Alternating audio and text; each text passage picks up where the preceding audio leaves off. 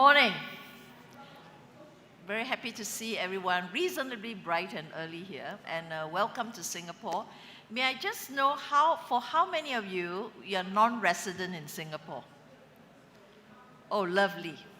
Anyway, if it's your first time, welcome, and if you're back, welcome again. And it gives me great pleasure because a lot of my talk really is to share a little bit about Singapore.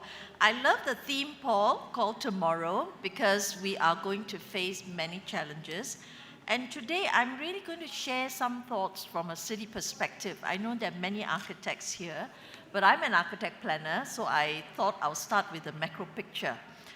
Now, how will the future physical landscape unfold for us? Because the city sets the context for the architects. And today I'm going to talk particularly the context of Singapore, which really shares a lot of the same challenges as many other cities. I'm just going to highlight 4 critical drivers of urban change, and I'm going to just run through them, and to also look at the implications for us, especially as architects and designers and planners and people who deal with the built environment. The first driver is about resource shifts and cliffs. The world is really in the midst of a triple planetary crisis of climate change, biodiversity loss, and pollution and waste. In the past 50 years, our global consumption of resources has tripled. Global extraction of raw materials is expected to increase by 60% by 2060 from 2020 levels. And this will drive increasing damage, carbon emissions, and risk. So we really need to build smarter in a way that reduces raw materials, to reduce carbon emission, to save the energy that is needed, and even to shift our diets to reduce food waste and reduce land needed for food production. So there's a lot to think about to rethink systems. How do we consume smarter, create more with less for everyone? These problems are multifold exacerbated for Singapore, which have no natural resources. We only have a land of about 734 square kilometers. What is that? That's only about half the size of metropolitan London, but we are a country, we're not a city. And there are lots of challenges, and key for us is resource resilience. Do we have enough land, energy, water, and food? Really quite basic, right? But let's just have a look at land. If you look at Singapore, we've urbanized quite a bit over the last couple of decades. And right now, we are about middle age, with more land urbanized, and more sites will be brownfield. Development will come from brownfield sites. So the challenge is, how do we create a virtuous cycle of land stock for future generations? And how do we ensure water, energy, and food security? Well, next, the world is far from achieving the global goal of limiting temperature rise to 1.5 degrees centigrade. The collective international climate change action will compel us to live in a carbon-constrained world. To hold 2 degrees increase by 2050, we need a 64% reduction in greenhouse gas emissions compared to 2019. To limit the increase to 1.5 degrees centigrade by 2050, we need an 84% reduction in greenhouse gas emissions. Looks such an impossible task. In 2 weeks' time, I'll be in Baku, Azerbaijan, and there'll be a lot of talk shop, but I don't know how much action will be taken. So we really have to work very hard on this. And Singapore has, even though we're very tiny, we have committed to achieving net zero by 2050. But for us to achieve this is really, really not so easy. So it's very challenging, even though we set ourselves that goal. But actually let me just do that. Our city is also aging. There is what I call a global aging challenge. Globally, our populations are rapidly getting older, except for parts like the African continent. And Singapore is aging very rapidly. We will be super aged in 6 years' time, very fast, with 1 in 4 being 65 years old. And this rate will accelerate to 1 in 3 by 2050. So you will see a lot of us aging by the time you come in 6 years' time. And of course, with that are many challenges: rising needs and costs for healthcare, support for the elderly, and how do we achieve healthy, purposeful, and productive longevity? But our city is also aging, not just us, the human beings. Our city infrastructure is getting older, and according to Global Infrastructure Hub, the world is going to face a 15 trillion gap between projected investment and the amount needed to provide adequate global infrastructure by 2040. And there are some interesting statistics. US infrastructure was recently rated D+ overall for infrastructure. 85% of EU buildings were built before the year 2000, and among those, 75% have a poor energy performance. And I'm told that in Italy, some 300 bridges are at risk of collapse. And there is a lot of power plants in Europe and other places with load shedding problems. I was in Cape Town last year, and this was a huge problem. In Singapore, our infrastructure is also aging. An estimated 50 to 60% of Singapore's existing infrastructure will be over half a century by 2040. And by 2050, some 33% of our public housing buildings will be 70 years old. And 80% of the people in Singapore live in public housing. So I think we have to deal with increased prevalence of physical and functional deterioration and obsolescence, and also deal with stranded assets. Finally, one big change is we have to cater to new economic models. The world has changed with technology, digitalization, and with the advent of AI coming on. Everything changes. Live, work, play, learn. So how do we deal with that? And there are changing priorities and lifestyles of people. Right now, the jury is out on whether the remote working is going to stay that way, because all the bosses say you better come back or you'll be fired. But the rest of us would love to work from home. But we will see this changing, and there's been a big impact on real estate and commercial nodes and new ways of working and new ways of living. So how do we make our cities relevant and continue to be attractive? I think that's going to be the big challenge. Now, for Singapore, we have a long-term planning process to try and deal with all these uncertainties. And we have a long-term plan that we work on every 5 to 10 years. It has a 30, 40-year planning horizon, and it's a very broad structured plan, although we have very detailed plans. But we have to change the way we are planning. The process has to change because of the uncertainty and volatility going ahead. So instead of doing specific plans, we now look at planning different scenarios. And I actually advocate we should look even at 100 years. I know a lot of people think it's impossible, but I'll explain why a little later.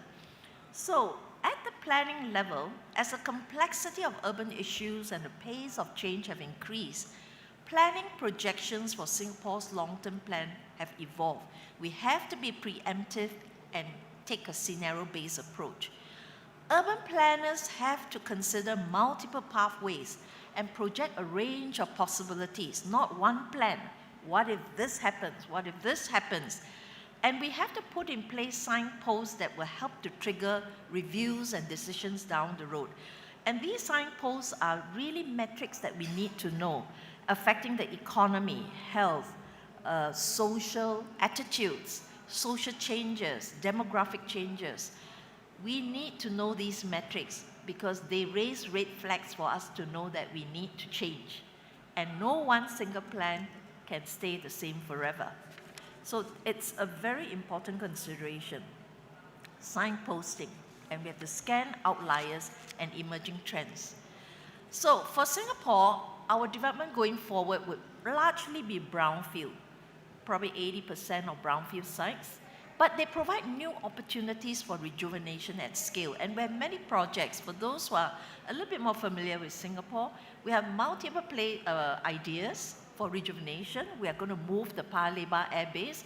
We have moved the port, the city port to the west, which frees up the entire Greater Southern Waterfront for new development. So we're going to build a new Tuas port. And we have many other large swaths of land that we can rejuvenate. So while we say we have no land, we do have land if we plan very well. So another idea is that land use flexibility can also provide very, very strong flexibility in the way which we plan the city. Where you are now in Marina Bay, we first introduced the idea of the white zone. And the white zone actually allows the developer to put multiple users as needs change over time. Although the Urban Redevelopment Authority will stipulate a minimum component of specific use or specific users to meet its planning intentions. So we will introduce more flexibility into zoning. I think architects don't like the word zoning because it restricts what they can do, neither do developers. So the idea is to introduce more flexibility into zoning. And for instance, we will explore vertical zoning in our industrial estates, which can integrate complementary uses. For example, you can have clean industries on the ground floor, and in the mid-floors, you could have co-working spaces which buffer residential housing above. So that is possible. Other ideas for land use flexibility is we have a business-wide zone which allows industrial developments to have greater proportion of non-industrial users. So you can integrate the entire business value chain as well as complementary amenities within the development and adding co-working spaces, retail, food and beverage. But we are also looking at enterprise districts which allow a large master developer like the Jurong Town Corporation to use spaces across the district instead of being subject to existing development rules for each site. So this supports holistic planning and mixed uses. Now, so we talk a little bit about planning processes. But in addition to the process, our priorities need to change and to be reconsidered. Traditionally, we are very preoccupied, especially in Singapore with very little land. We're preoccupied with safeguarding and optimizing land and sea space and create livable environments. This is a very common planning objective across most cities. But I think we need new urban lexicon and vocabulary going forward. We now need to think about regenerative thinking, resource resilience. Our growth needs to be sustainable. Can we think circularity as a principle? Can we steward nature? How do we build a healthy and high urban quality in our cities? These become new ideas and new priorities in the planning of cities. So, what is regenerative thinking and regenerative design? I think most of you know what it is. In very simple language, it is just about shifting from doing less bad to doing more good, and regenerative design is about achieving net positive outcomes. Not so easy to do, but the idea is that we must restore and rebalance our relationship with nature. We need to design a future where buildings are net positive, where infrastructure increases biodiversity, where urban planning restores natural ecosystems, and so forth.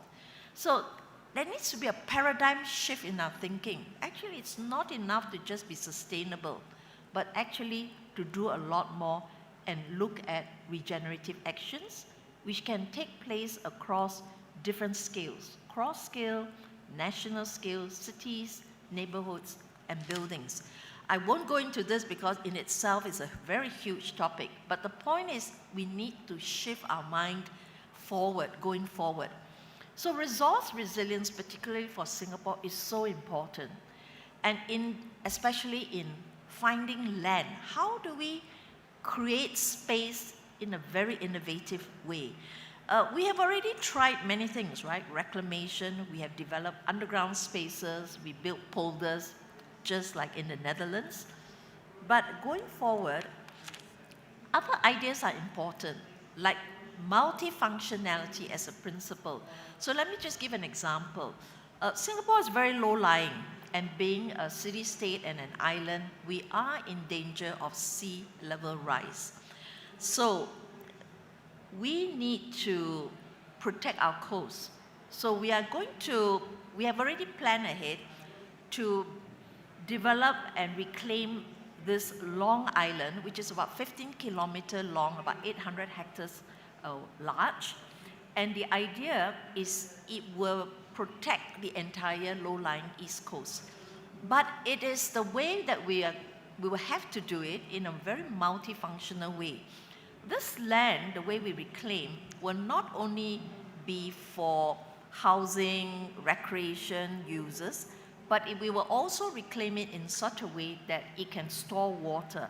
So you notice that the land doesn't take up all the space. We create a new basin for storing fresh water. So I will talk a little bit about water in my next slide. Water is existential to Singapore. We need water to survive. So we've worked very hard to close the water loop. So this is the idea of resource resilience. And to do that, we rely on 4 taps. One is imported water.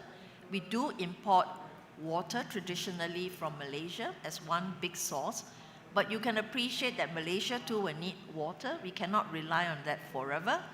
So the second tap is domestic sources, new water and desalinated water, which I will walk you through. Domestic sources means that you pray very hard and it rains. Actually, in the tropics, there is water. But why is it that people say they don't have enough water? The key is that we are not collecting efficiently. There is water, but we're not collecting it. So in Singapore, we've done it in such a way that it's really a sponge city. 2/3 of Singapore is water catchment. And we will increase this to 90%. So everything that falls down, we collect. We collect everything. But if you collect, you need to store it. So in tiny Singapore, we have 17 reservoirs. So all the inland water bodies and rivers are converted to freshwater reservoir. A very good example is right here in Marina Bay. When we reclaimed the land, we built a barrage and we created the largest freshwater reservoir in a city, probably in the world, because we collect everything that falls, right? Another idea is really new water. We recycle all used water. So maybe you had a drink of water in Singapore. Guess what? You might be drinking a lot of other stuff too.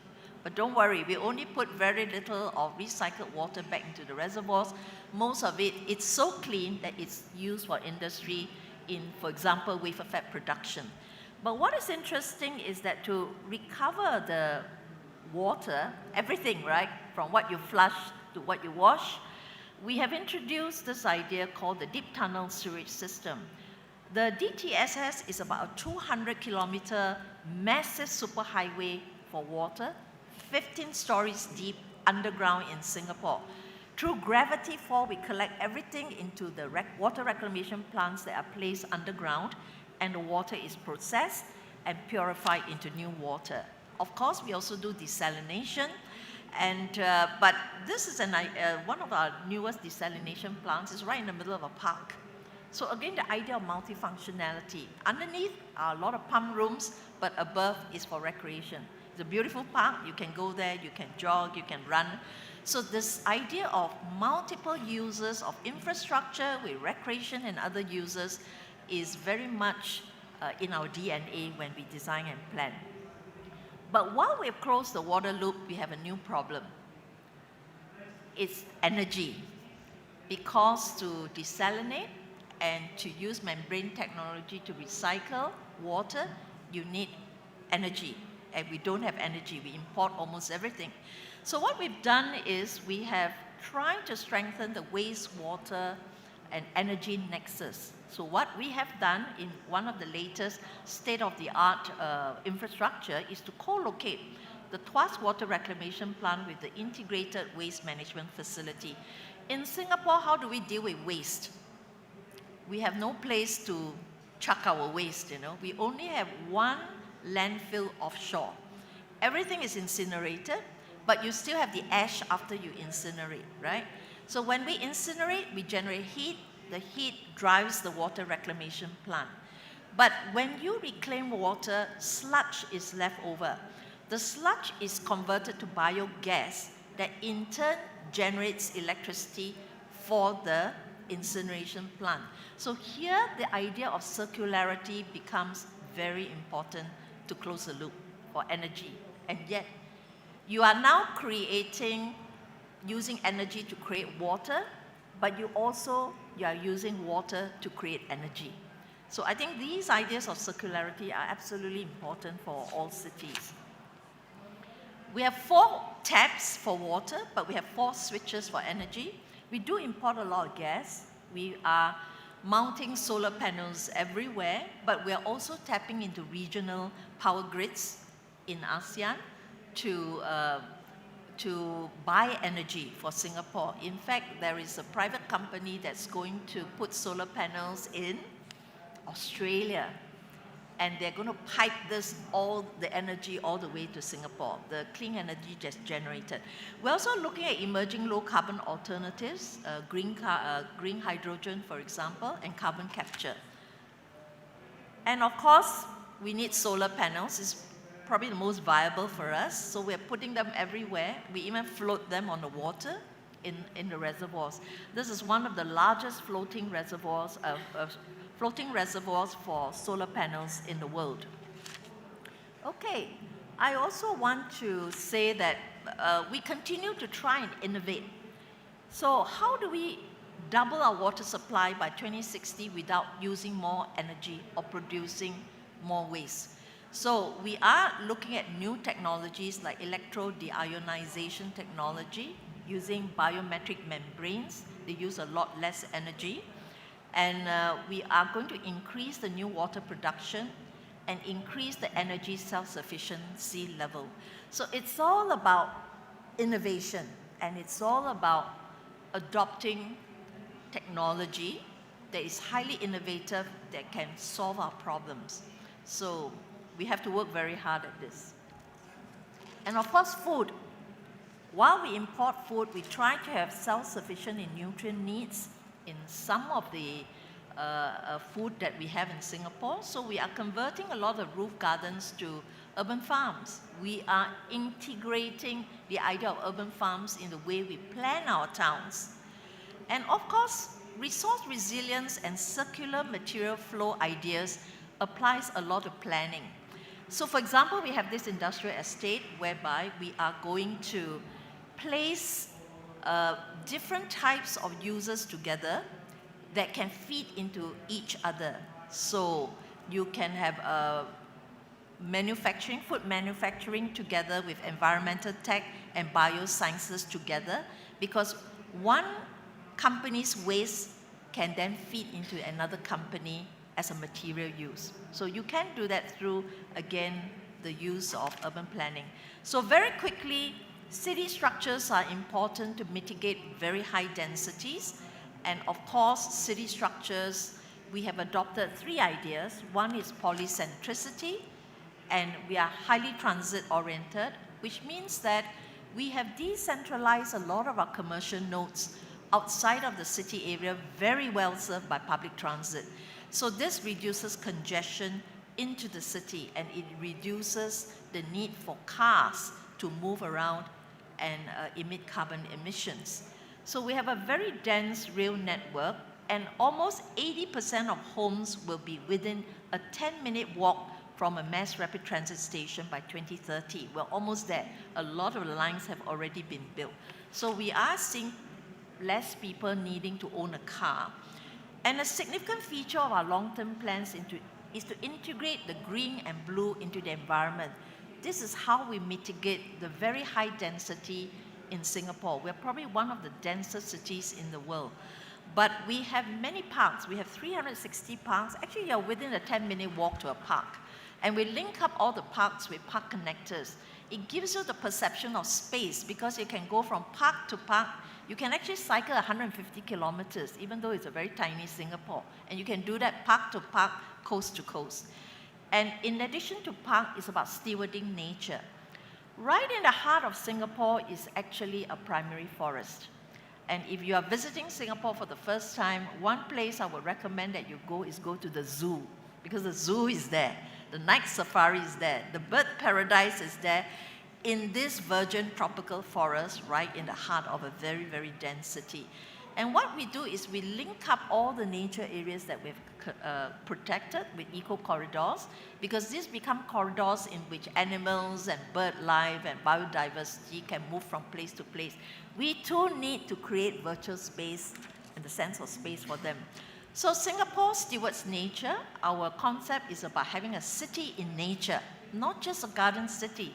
So we're bringing back biodiversity into the city.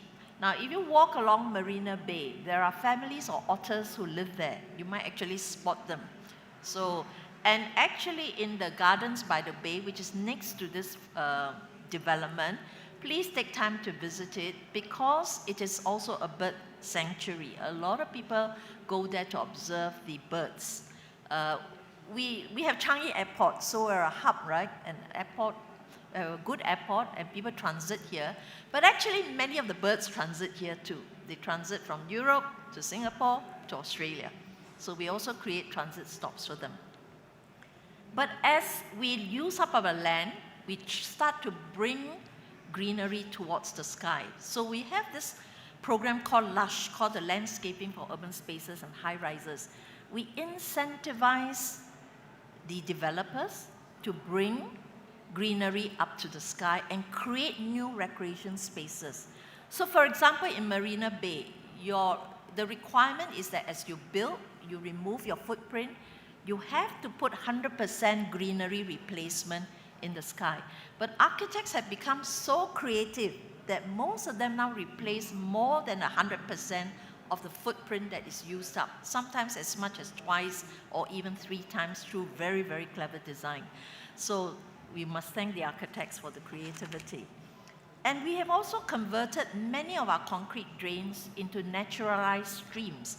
And these streams, they are used as nature-based solutions for floodplains. And so therefore, it also adds greenery back into the towns and the cities. So here again, it's multifunctional. It's a park, it's also a floodplain, but it brings a lot of green and blue into the city. So if you look at Arab's Global Sponge Cities Snapshot in 2023, it calculates a city's natural absorbency from its green and blue spaces using Terrain, which is an AI tool that digests large quantities of data and satellite imagery.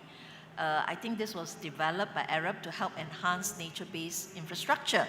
So Singapore was ranked 3rd out of 10 cities in its sponge percentage, despite being a very high-density built-up city. So it is possible to bring nature in. Now, very quickly, Professor Ian Golding, in his book on the age of the city, postulates that as cities compete in the next few decades, unfortunately, only some cities will be the star cities. So if cities want to do well, they must have that high urban quality to attract and to retain talent. At the same time, companies are actually drawn to invest in cities that have ample talent. So unfortunately, it's almost only a very handful of cities that will do very well, and we have to work hard at being one of those cities. So a key strategy is, of course, to develop high urban quality. So we continue to rejuvenate our city constantly, all the time, injecting new mixed-use neighborhoods, having a health and wellness focus, enhancing the CBD and commercial nodes, and great placemaking. So within the city, I'm not going to go into detail, we are going to develop new areas for rejuvenation. This is Pearls Hill, which will introduce another 6,000 new homes into the area. Marina South, which is just next to us, will be new, lively, mixed-use neighborhoods with super low energy buildings, with health being a very major consideration in the design. 10-minute neighborhoods, very walkable and highly sustainable in its design and construction. Now, it is really also about rejuvenating the city. Let me try and get back. Right. In the CBD, we all have downtowns, and we worry that the downtowns will deteriorate. So we introduced a lot of incentive schemes, like the Central Business District Incentive Scheme that encourage older buildings to be rejuvenated for mixed users. We have the Strategic Development Incentive Scheme that encourage developers to get together. So it's not just a single project, but maybe with your neighboring projects, and together you do a much larger scale, massive redevelopment. So you also see that there's now a lot more housing in our CBD, which previously was quite dead after in the evening because there's not enough housing, but now more housing has come back. And really it's also about creating delightful spaces. I mean, I'm preaching to the converted here, or the architects. Placemaking is absolutely essential to have a vibrant city. I'm going to run through very quickly because I've run out of time. I want to talk about public housing. In Singapore, almost 80% of the people live in public housing. Now, that is the real Singapore. The real Singapore is not Marina Bay. So if you have some time and Paul lets you off, 2 hours or so, take a train, visit any of the public housing towns. It's called the Housing Development Board towns because it's developed by HDB, the Housing and Development Board. That is the real Singapore, and that's how people live. And our conception of public housing in many cities is that it's run down, it deteriorates, but our towns are actually quite vibrant and quite decent. So I encourage you to visit. And going forward, the public housing towns keep getting rejuvenated, and new generation towns have themes of living well, living green, and living connected. Now, these are the types of designs we do for public housing towns, particularly the new generation towns. The quality is good, it's almost as good as your mass market condominiums, so very good quality, and it's important. The way we plant, we bring in biophilic principles, also this whole idea of regenerative cities, right? The way we plant is to bring health benefits to the residents. We have lots of parks, therapeutic parks, educative parks, and parks for people with dementia. And this is to promote mental wellness. And health and wellness will be a big theme for the design of these new towns. Now, this is a real project. We put running tracks on top of the multi-story car parks. And we are going to fit in motivators and nudges for people to move, when you're living in the town for better health.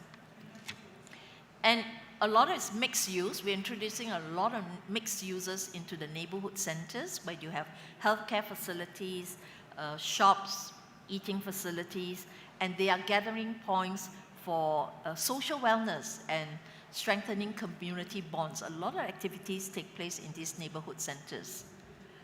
And as the population age, we introduce new ideas for housing. So this is a new form of housing called for assisted living, called the community care apartments. And you have here people are still healthy, but they might need help with one or two of the physical activities. They might need someone to cook for them, or they might need to have a bath. Somebody needs to help them with a bath. So they live here in a community, in smaller flats, but with a lot of areas for interaction, but they can subscribe for services to help take care of them. So we have the concept of aging in place, trying to get people to age where they live. And there is continuous rejuvenation. We go back and retrofit and fit out our towns, and we have the remaking of heartland programs. We even fit out the interior of the flat. When it has aged, we retrofit the new toilets. There is a co-sharing with the Housing and Development Board. You pay some, but actually the government pays the majority of it. We go back and rejuvenate the neighborhoods, and we even rejuvenate all the shops. This is a topic of its own. I have no time. I'm only showing one slide, but if you have time, visit the Public Housing and Development Board. They have a great gallery that explains all the proposals that they do.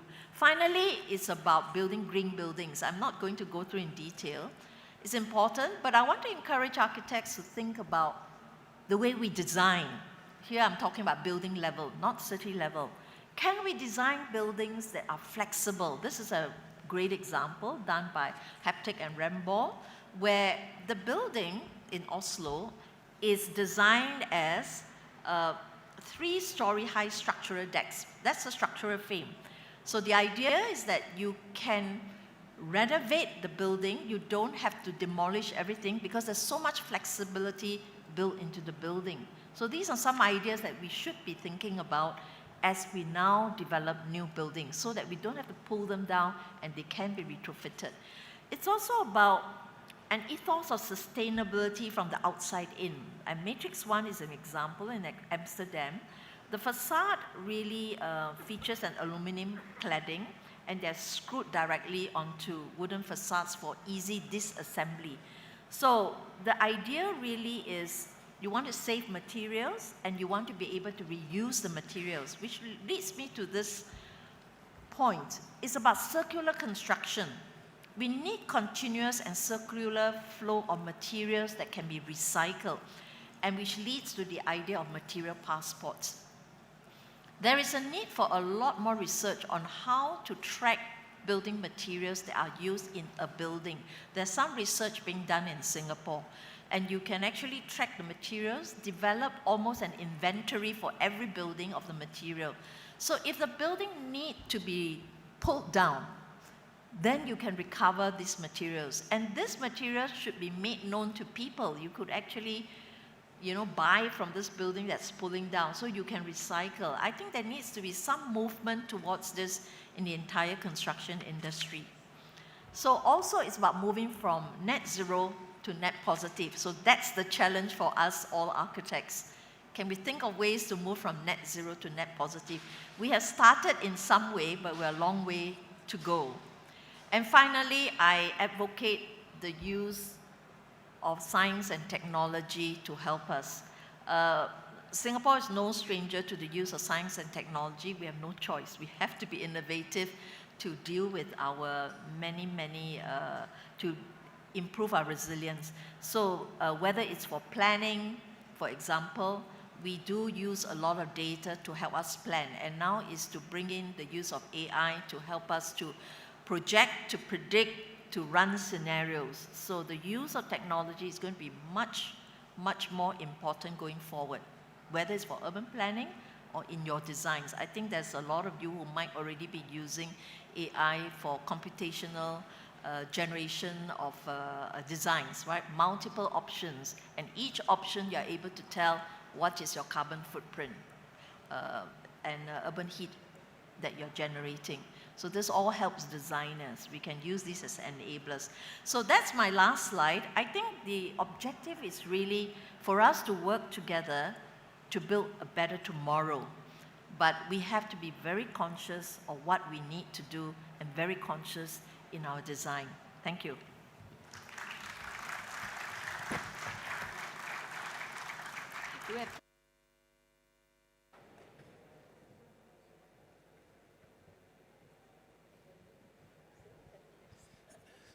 Well, what a lovely way to start this conference session with a very rich mix of a cake there.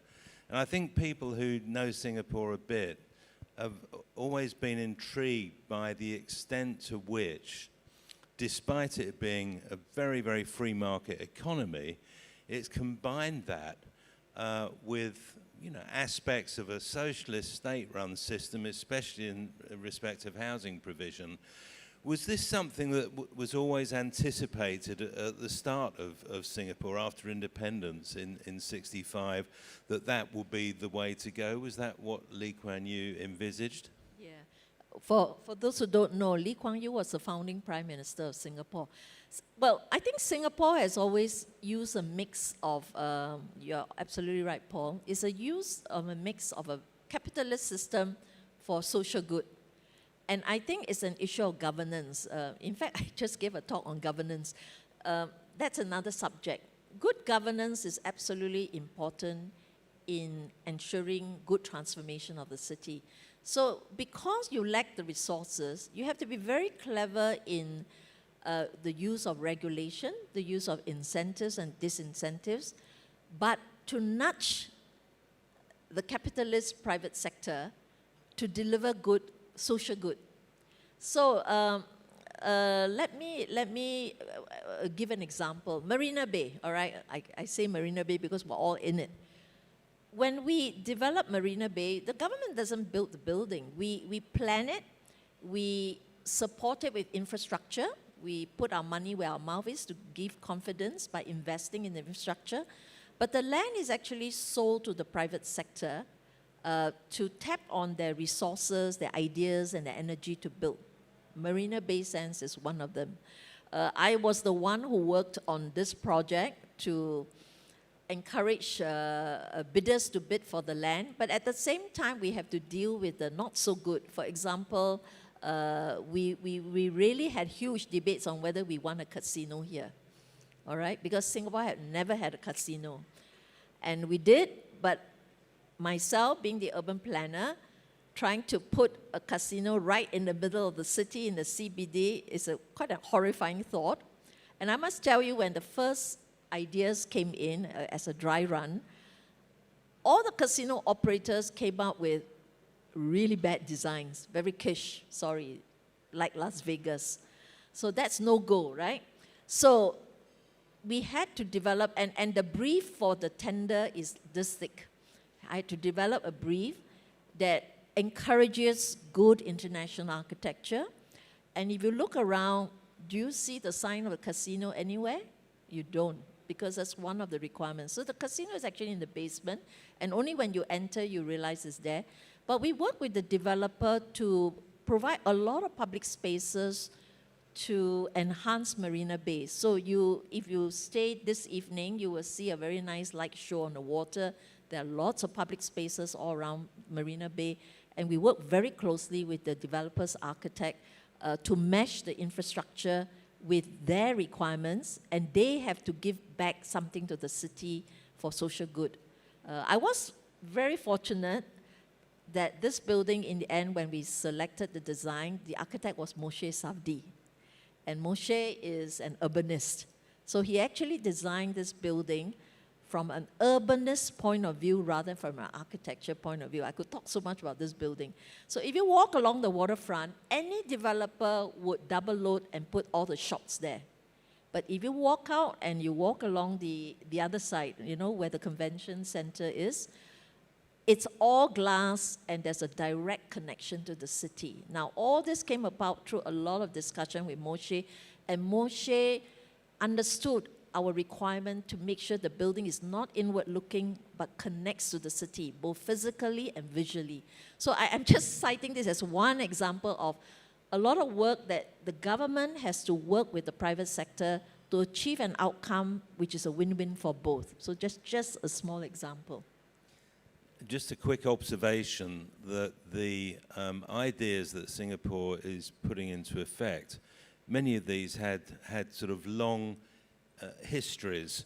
For example, the greening of buildings and provision of sort of 100% plus replacement of land were sort of ideas that were pioneered by the Malaysian architect Ken Yang as a student thesis project in late 60s, early 1970s, which people thought he was a curiosity at the time, certainly in Cambridge University Architecture School, and it was just sort of Ken doing his thing, and that's the sort of thing somebody from the tropics would do, but it didn't have much relevance to anybody else. But now actually everybody's doing it. It's become mainstream.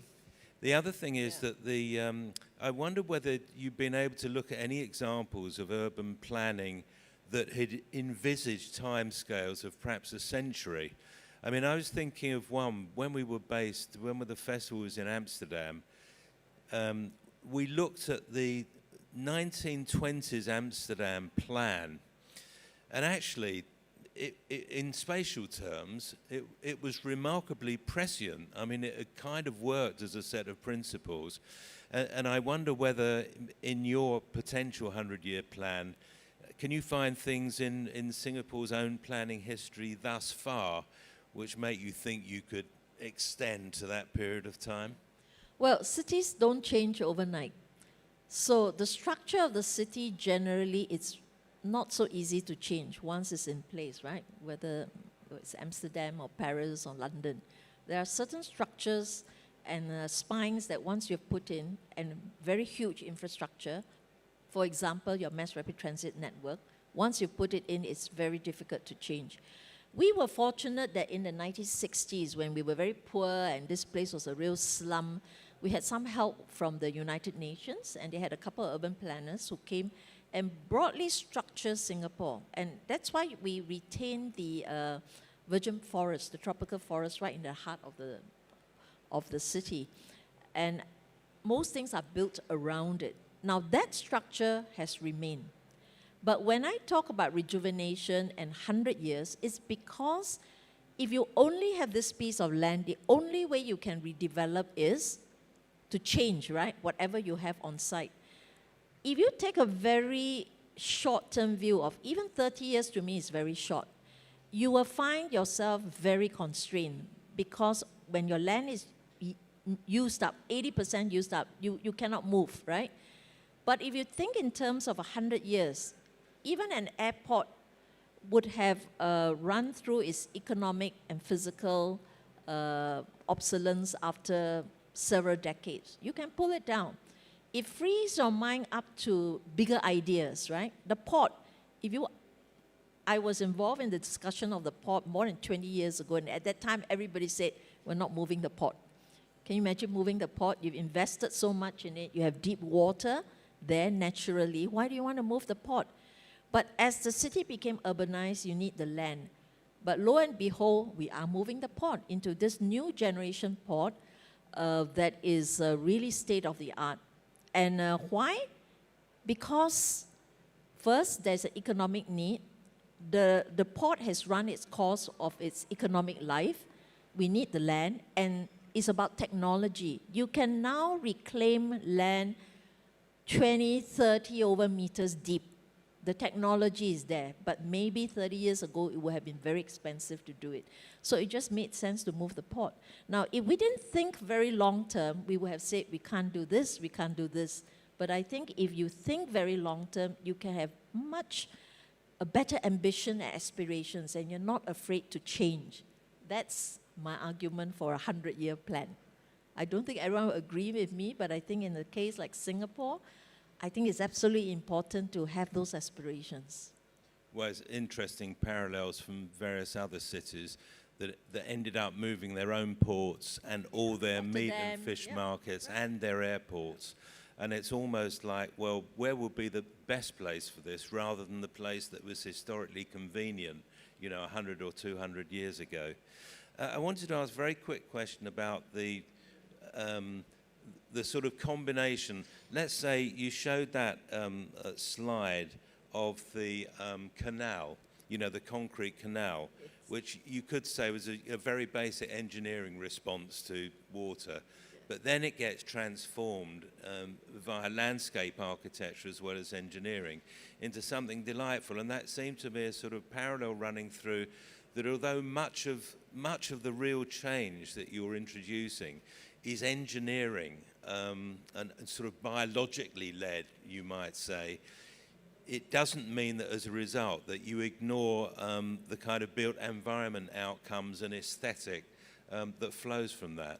Yeah, it looks so deceptively simple, right, to naturalize the canal. But let me say that it was a huge battle with the engineers.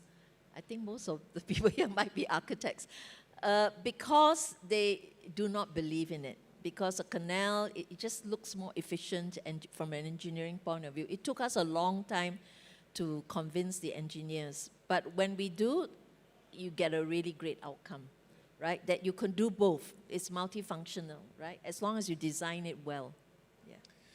I think in conclusion, I'd like to refer back to a brilliant polemic exhibition at the Venice Biennale a few years ago, where Singapore didn't have a permanent pavilion at the time. It does now, but it staged a brilliant fringe event, and it was called 1,000 Singapores.